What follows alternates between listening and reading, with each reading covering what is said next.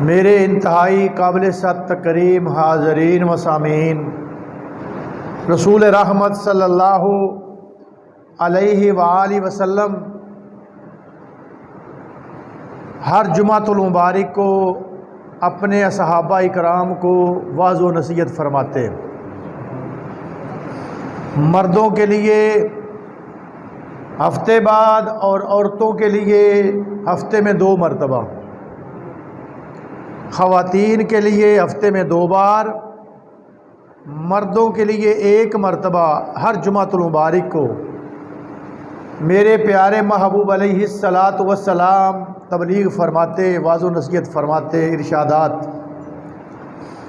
और इसके अलावा हुजूर के फरमाने आलिशान का सिलसिला जारी रहता, जो अहादीस मुबारका के ज़ख़ीरा में मौजूद है। ये 24 घंटे जारी रहता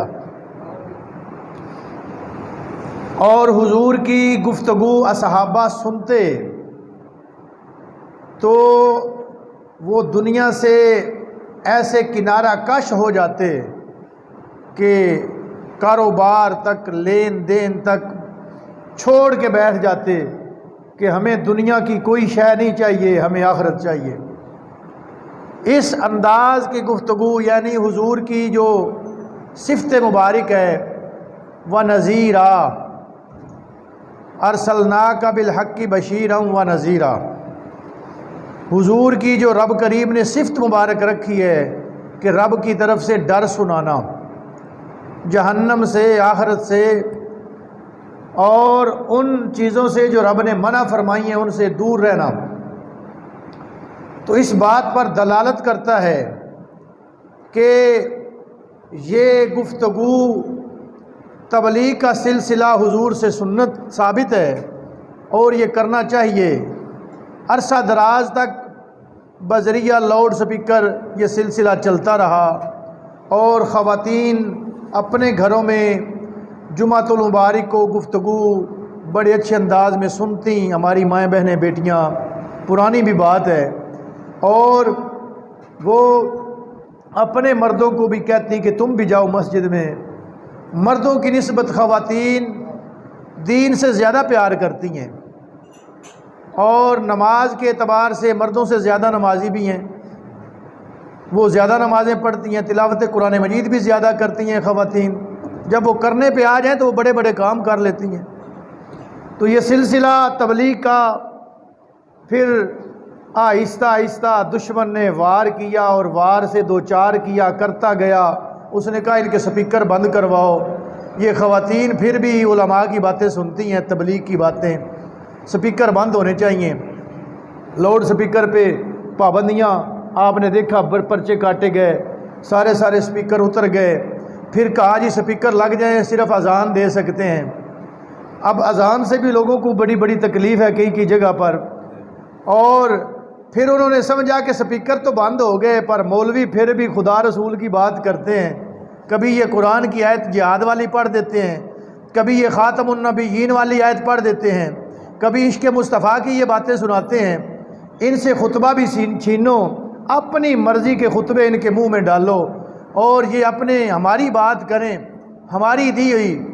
तो बादशाह सलामत से गुजारिश है कि आप सऊदिया और दुबई को देखते हैं कि वहाँ पे सरकारी खुतबे होते हैं। तो वहाँ पे खुतबे होते हैं तो मस्जिद की नींव से ले के छत तक इमाम के लिए वो 17वां 18वां स्केल भी होता है, तनख्वाहें होती हैं और 1 मिनट स्पीकर रहने देना, बड़ी बड़ी होती हैं। और जनाब उसके लिए प्रोटोकॉल होता है, मस्जिद के खादिम की नौकरी तनख्वाह होती है, इंतज़ामिया जो होती है वो गवर्नमेंट होती है, मस्जिद के एसी का बिल गवर्नमेंट ने देना है, एसी गवर्नमेंट ने लगवाने हैं, जो टूट बाजे तोड़ फोड़ सब गवर्नमेंट ने करना है। और वो इमाम को तनख्वाह भी देती है, उनका हक बनता है वो खुतबे भी दिलवाएं। हमारी मस्जिदें घरों से बिल ज़्यादा देती हैं। गैस का बिल लो, शाह साहब आप गवाह हैं, बिल देते हैं सारे। ये जो भी पंखे चलते हैं बिल देते हैं। और मस्जिद के इमाम को तनख्वाह मुक्तदी दें, बेचारे मोहल्ले से इकट्ठी करके ख़तीब को मुक्तदी दें और ख़ुतबे गवर्नमेंट के सुनाए जाएँ। सुबहान अल्लाह, सदके जाऊँ डैंकी साहब, डंकी के डैंकी क्या नाम है उसका अल्लाह ही जानता है।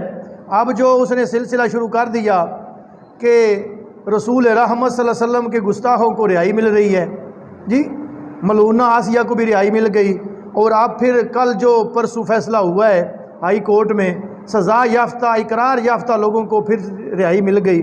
बड़े अफसोस की बात है, जो तुम्हारे रसूल को गालियाँ दें, रसूल रहमत सल्लल्लाहु अलैहि वसल्लम की तौहीन और तकफीर करें, वो तुम्हारे मुल्क उसमें जो सिर्फ़ कलमे की बुनियाद पर। भाई ये मुल्क पाकिस्तान इसलिए नहीं बना था कि अगर आप देखें बुज़ुर्गों से पूछ लें तो जब पाकिस्तान नहीं बना हुआ था तो बिजली उस वक़्त भी लगी हुई थी, खंबे उस वक़्त भी थे, गलियों में सोलंग भी लगा हुआ था, नालियाँ भी बनी हुई थी, ये सारा कुछ मौजूद था। फ़र्क ये था कि मुसलमान आज़ादी से रब रसूल का नाम नहीं ले सकते थे। वहाँ पे गाज़ी इल्मुद्दीन जैसे मुजाहिदों को फांसी पे लटकाया गया। इसलिए हमारे उलमा ने ये तहरीक चलाई, और हमारे उलमा की आज़ादी का आप तहरीर पढ़ लें, तारीख़ उठाएं, 1800 की वो जंग आज़ादी का जो सिलसिला है, मौलाना किफ़ायतुल्लाह काफ़ी जैसी शख्सियात जो फांसी पे लटके, ये पाकिस्तान की बुनियादों में हमारे उलमा का खून है। उन्होंने तहरीक चलाई थी और उलमा को तोपों के बैरलों से बांध कर वो फायर किए गए, उलमा को उड़ाया गया। हर मकाम पे उलमा ने कुर्बानियाँ दी हैं, उलमा इस दफ़ा भी कुर्बानी दे जाएंगे, ये कोई बात नहीं है, कुर्बानियाँ देंगे। ये हमारे असलाफ ने कुर्बानियाँ देकर इस अर्ज़ समावात को आज़ाद करवाया था। अब फिर मलून यहाँ पे पहुँच जाएं, उनके कानून पहुँच जाएं, और मलून अपनी ज़ुबान उलमा के मुँह में भी डाले। ये उलमा रसूलुल्लाह का लंगर खाते हैं, ये हुजूर हक़ कौनैन के मुलाजिम हैं, हुजूर के ग़ुलाम हैं, अल्लाह रसूल की बात होती रहेगी। अल्लाह या रसूल, या रसूल, जिंदाबाद जिंदाबाद। मदारिस ये छौनियाँ हैं दीन की, बड़े बड़े आए हमारे, हमने अपने असलाफ से सुना है। किबला हाफिजुल हदीस रहमतुल्लाह ताला अलैह, हाफिज जलालुद्दीन शाह साहब रहमतुल्लाह ताला अलैह, आप आंखों से नाबीने थे, हाफिजुल हदीस थे, हाफिज कुरान थे, इश्क मुस्तफ़ा से सीना लबरेज था। भट्टो दौर में ऐलान हुआ मदारिस पे पाबंदियाँ लगा दो, इनको ताले लगा दो। आपने फरमाया सुनो हुक्मरानों, ये दीवारों का नाम मदरसा नहीं है, मदरसा हमारे दिलों में है। हम जहाँ बैठेंगे वहाँ कश्मीर बना देंगे।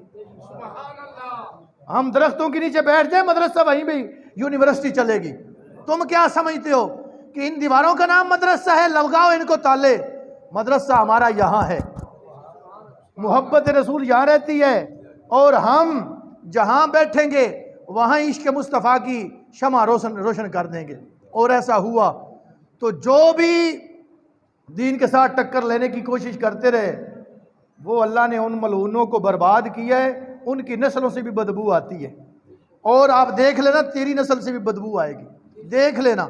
हम ना तो किसी पार्टी के हैं, हमें ना किसी पार्टी की गर्ज है, हम रसूलुल्लाह की पार्टी हैं बस।